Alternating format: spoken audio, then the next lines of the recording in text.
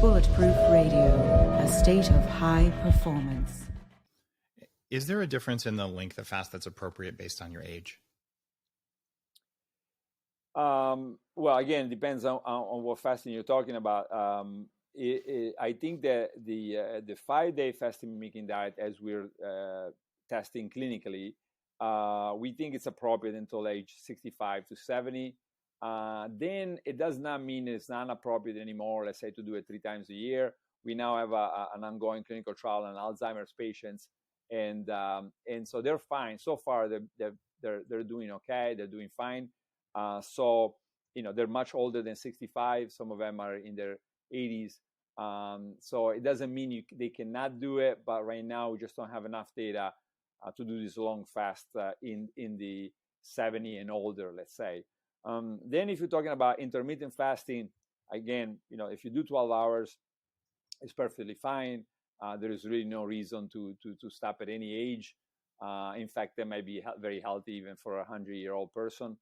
If you're looking at other forms of fasting, I think I would put it in the same category. Let's say that somebody does 2 days a week or 1 day a week.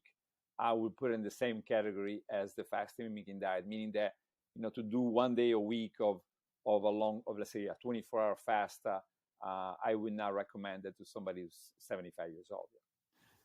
I agree with that assessment. I found one person who's 81 who's been doing about a 14 to 16 hour fast every day for 59 years. She does not look like she's 81. Her brain is totally sharp. Her name's Margaret Paul. She was just on the show. Does a lot of work more around emotional and psychological trauma. But, when you look at the few people we can find who've practiced it, it seems that there's something going on that's really beneficial.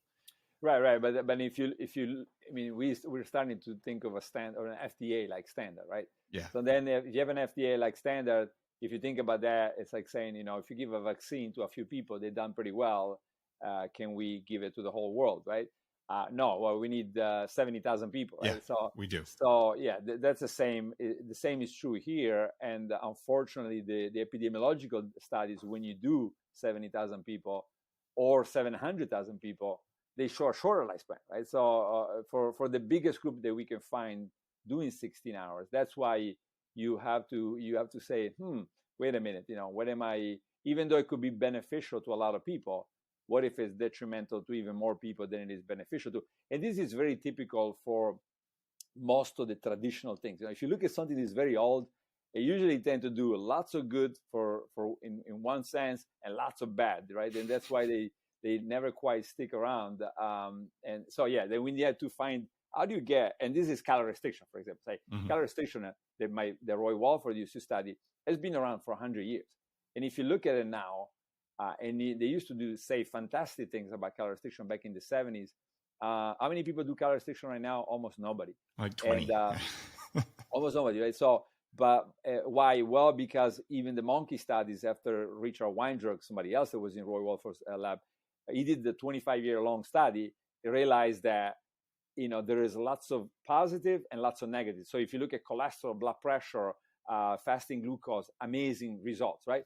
And then the monkey might drop dead after anesthesia.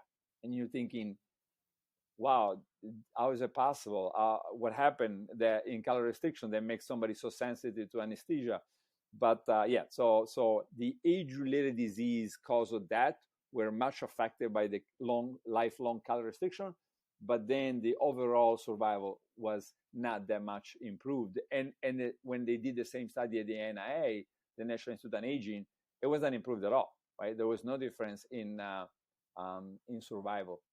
Yeah, so that's the type of thinking that we try to put together to then come up with what's very safe for people and at the same time can make them live to 110 healthy.